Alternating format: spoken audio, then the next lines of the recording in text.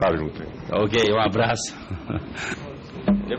Deputado André Fufuca, para o seu relatório, para as sugestões acatadas e para as definições que Vossa Senhoria, Vossa Excelência adotou. Boa tarde a todos. Respondendo à pergunta do deputado Wellington Roberto, nós poderíamos otimizar o tempo, porém, como os autores das sugestões estão presentes, e até em forma de respeito aos mesmos autores, eu tomaria um pouco mais do tempo de vocês, explanando o porquê da decisão qual tomei e as razões que me levaram a deferir ou indeferir tais sugestões. A primeira sugestão que foi acatada foi do deputado Fábio Metidieri. Foi uma sugestão de mudança de redação final, inclusive foi feita no relatório. O deputado Fábio Metidieri apresentou sugestão de modificação na redação do projeto de lei que trata da regulação econômica do mercado de dispositivos médicos implantáveis, que foi parcialmente acatado. O projeto visa alterar a lei número 10.742, de 6 de outubro de 2003, para atribuir à CEMED, criada por aquela lei, as mesmas prerrogativas que tem sobre o mercado de medicamentos ao mercado de dispositivos médicos implantáveis. De acordo com a sugestão, acrescentamos explicitamente a expressão dispositivos médicos implantáveis em todos os artigos que se referem a medicamentos para conferir mais contundência ao texto legal e dificultar interpretações ambíguas. Foi mantido a abrangência do projeto apenas para dispositivos médicos implantáveis, pois a expressão produtos para a saúde é excessivamente inclusivo e abrangente, fugindo ao escopo da CPI a necessidade de regulação. Então nós tivemos cuidado para que, quando falássemos de dispositivos médicos, não estivéssemos abraçando o mundo, mas sim apenas aquilo que for objeto da CPI. Então, essa nomenclatura que já é mundialmente conhecida, nós tivemos cuidado também para que ela fosse incluso no texto final da CPI.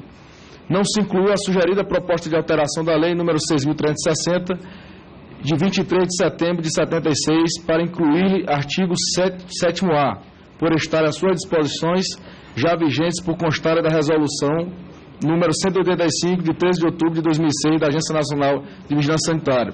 Foram duas sugestões que ele fez, a primeira deferida e a segunda, que era uma alteração na lei 6.360, por já contar na Anvisa, não foi acatada, seria acatar o que já existe.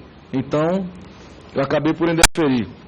A segunda sugestão é uma sugestão realizada e feita pelo deputado André Moura, também pelo deputado Pastor Franklin, e solicitada, não escrito, mas de forma verbal, pela deputada Raquel Muniz, pelo deputado Dr. João e por vários deputados no plenário, que não são da CPI, como deputados da CPI, que requer a inclusão do nome de mais duas pessoas no rol de indiciados. O senhor Dilson de Quadros Godinho, diretor-presidente do Hospital Dilson Godinho, e o Maurício Sérgio Souza e Silva, superintendente do Hospital de Santa Casa de Misericórdia de Montes Claros. Ocorre que, segundo o Ministério Público e a Polícia Federal, não há indícios por hora, o próprio procurador falou isso, não há indícios por hora da participação dos dois diretores.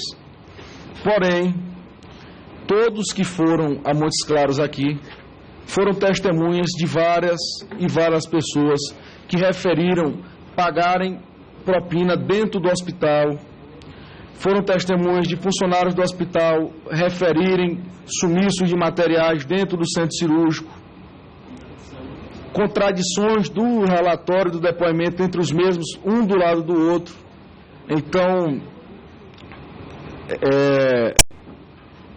referindo e refletindo em relação a esses depoimentos e também em ressonância à solicitação dos deputados, visto que o próprio presidente Geraldo já havia pedido uma auditoria do DENASUS, eu indeferi o pedido, indeferi a solicitação dos deputados para colocar eles dois como indiciados.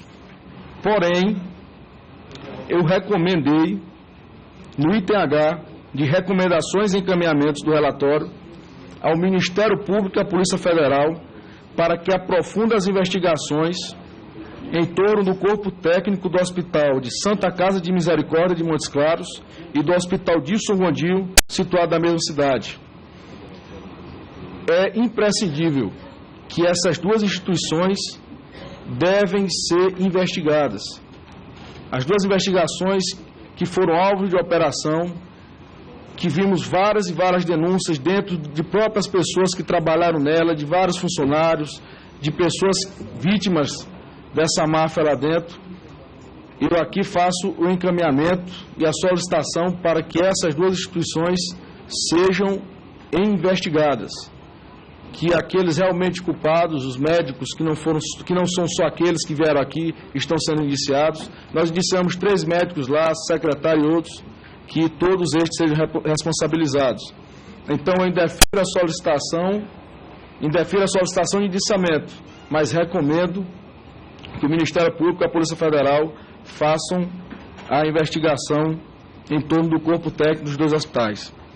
A terceira sugestão, realizada pelo deputado Pastor Franklin, que requer a inclusão do seguinte texto no item D das recomendações e encaminhamentos na cidade de Uberlândia, no que tange às práticas dos seguintes médicos: Mário Jarmon Cruvinel, Newton Amaral Neilton Gonçalves Prado, Glicério Assis Pereira Neto, Humberto de Campos Franco Moraes, Juliano Takayuki Fuzisaki, Marcelo Takeo Rufato Ocano e Marcelo Zerati.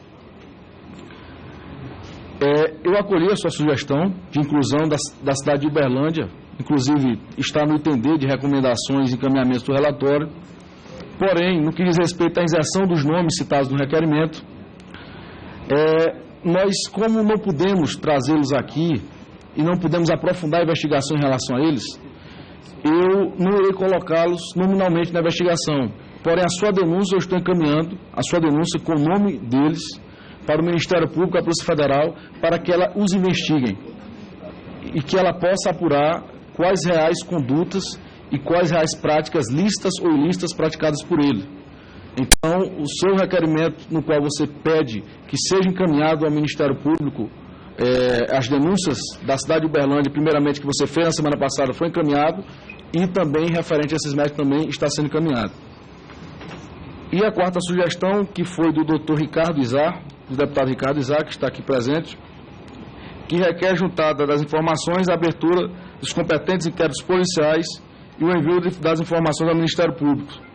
Traço de documento contendo denúncias a respeito. O deputado Ricardo Izar me passou uma denúncia muito bem fundamentada, com vários nomes de vários profissionais da área da saúde, se não me engano, da área mucobaxilo. Porém, essa denúncia eu encaminhei ao Ministério Público, ela já foi encaminhada, para que você tenha ciência. A CPI ela não tem o poder de abrir inquérito, nós não podemos fazer isso. Então, quando você fez o requerimento pedindo que nós abríssemos esse inquérito, nós temos esse impedimento, e a CPI, os poderes legais dela nos impedem de fazer isso, nós não podemos fazer. Porém, foi acatado a solicitação sua de encaminhamento ao Ministério Público. Então, que Vossa Excelência fique ciente que o seu encaminhamento foi pertinente e já foi encaminhado às autoridades, será encaminhado ao fim da CPI às autoridades competentes. E o último, a sugestão, essa de minha própria autoria, que eu estou colocando no relatório, diz respeito também ao item H, de recomendações e encaminhamentos, a inclusão de mais 2 empresas, a empresa Biomet e a empresa Intraviel, não sei a denominação correta. A partir da denúncia de Uberlândia, essa denúncia do nosso amigo Pastor Franklin, nós tivemos conhecimento de uma reportagem também feita pela TV Globo. Essa reportagem, ela relatava vários casos de estendes colocados de forma desnecessária, marca-passo, entre outros, e relatava o caso da Biomet. A Biomet, ela foi uma empresa denunciada pelo The New York Times, foi denunciada por pagar vantagens indevidas, subornar funcionários, inclusive pagando propina para médicos no Brasil e no México.